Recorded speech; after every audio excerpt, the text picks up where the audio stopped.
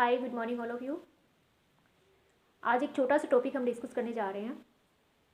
ये जो English speaking का एक कोर्स है, जो कुछ स्टूडेंट्स है या किसी तरह का कोई एग्ज़ाम देते हैं, जो उनको अपना इंट्रोडक्शन देने के लिए एक बेसिक इंग्लिश की ज़रूरत होती है।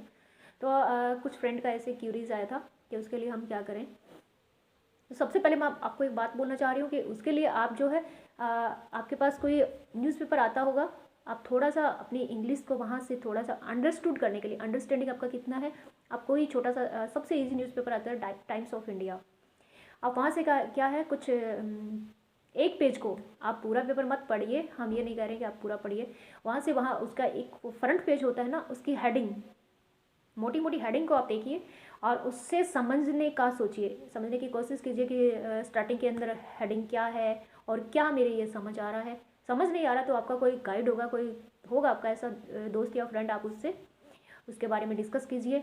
और 2 दिन तक आप क्या है कि हेडिंग को देखिए और आफ्टर दैट आप क्या है, थोड़ा सा सब हेडिंग होता है उसमें घुसिए। उसको सब हेडिंग अगर आप हम अपनी सीधी भाषा में बोले तो वो होता है, एक तो बहुत बड़े बड़े बोल्ड जो है अक्सर आपको दिखाई देते हैं, times of India like this, एक बहुत बड़ा अक्षर होता है। और फिर उसके बाद जो है कुछ वर्ड्स उससे छोटे दिखाई देते हैं। तो हेडिंग के बाद जो छोटा लाइन आपको दिखाई देती है उसे हम सब हेडिंग बोलते हैं। तो फिर आप उस पर जाइए।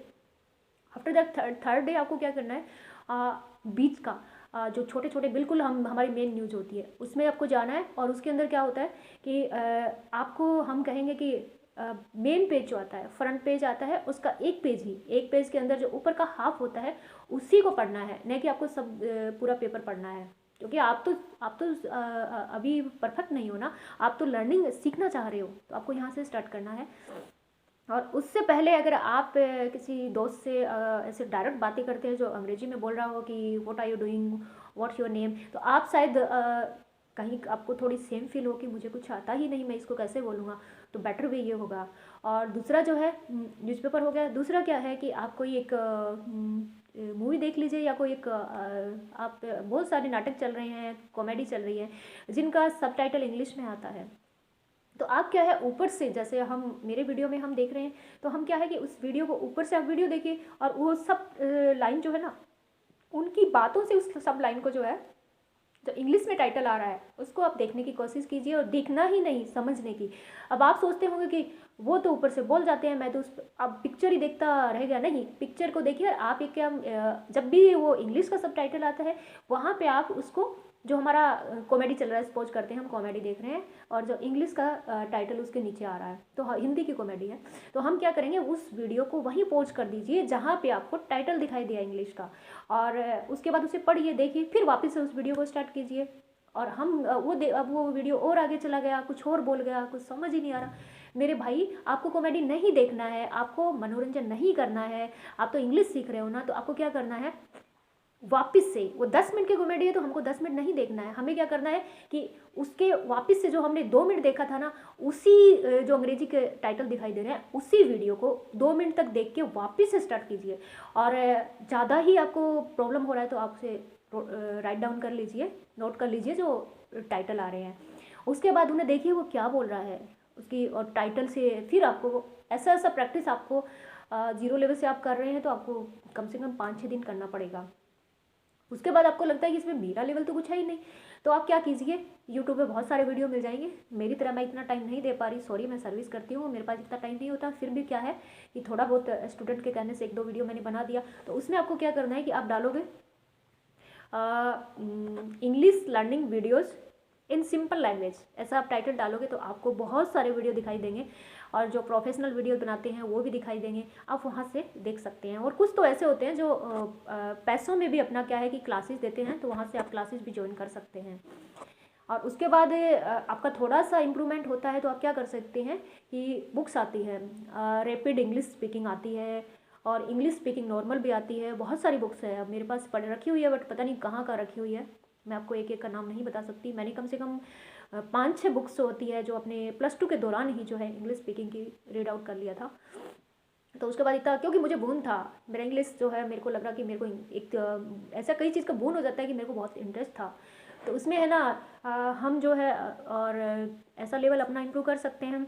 दूसरा, फिर आप एक ऐसा नॉर्मल दोस्त रखिए जो बहुत मतलब जो आपकी भावनाओं को समझता हो और आपको उससे बात करने में हेजिटेशन फील नहीं हो कि मैं उससे कुछ करूँगा तो मेरा इंसल्ट होगा, नहीं। वो आपको समझाने वाला हो और आपकी जो मिस्टेक आप कर रहे हैं उसे इम्प्रूव करने वाला हो। तो ऐसा करके आप अपनी इंग्लिश को, जो अपनी इंग्लिश है उसको इम्प्रूव कर सकते हैं। बट इसमें एक बात आपको याद रखना है, आप इंग्लिश स्पीकिंग इम्प्रूव कर रहे हैं। अगर आपको इंग्लिश राइटिंग इम्प्रूव करना है तो आपको सबसे बेसिक जो पॉइंट जो होता है उसको ग्रामर पे ध्यान देना होगा। और ग्रामर पर ध्यान देने के लिए आपको ये इंग्लिश के सबटाइटल, आपको ये ऐसा, ये आपको नहीं कोई ज़्यादा, थोड़ा हो सकता है, ज़्यादा आपको जो है इनसे फ़ायदा नहीं मिलेगा।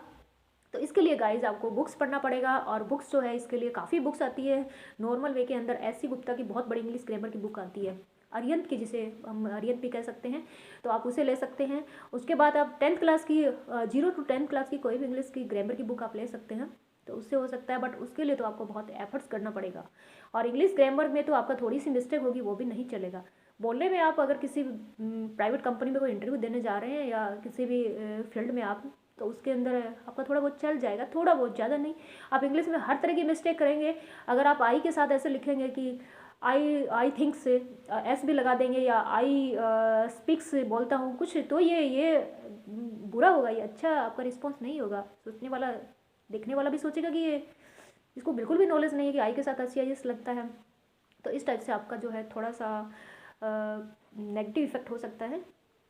और आपको कोई प्रॉब्लम हो तो आप मुझसे बातें शेयर कर सकते हैं, क्योंकि इंग्लिश जो है मेरा मेन सब्जेक्ट है जिसमें मैं गोल्ड मेडलिस्ट हूँ। तो ग्रामर जो स्पीकिंग का तो है ही, बट ग्रामर की जो है आप कोई भी बात हो, कोई भी टॉपिक हो, आप मुझसे शेयर कर सकते हैं कमेंट बॉक्स के अंदर। मेरा ईमेल आईडी भी है जिस पे आप मुझे अपनी बातें ओनली सिर्फ रिलेटेड टू स्टडी शेयर कर सकते हैं। संडे को, एवरी संडे में आपको जैसे ही कमेंट बॉक्स में मुझे टाइम मिलेगा देख के आपको रिप्लाई मिलेगा। 15 डेज़ भी हो सकता है, 2 संडे भी हो सकता है, क्योंकि ऑफिस जो है ऑनलाइन वर्क चल रहा है और उसके साथ हम खुद भी अपना लर्निंग प्रोसेस करते हैं, कुछ करते हैं, तो इसमें इतना टाइम नहीं दे पाऊँगी। फिर भी आपकी कोई क्वीरीज़ हो तो, जैसे अभी वीडियो शूट कर रहे हैं, ये 20 दिन के बाद कोई थोड़ा टाइम मिला है, उसी तरह हम वीडियो बना देंगे, आप देख सकते हैं। All the best, bye bye, take care.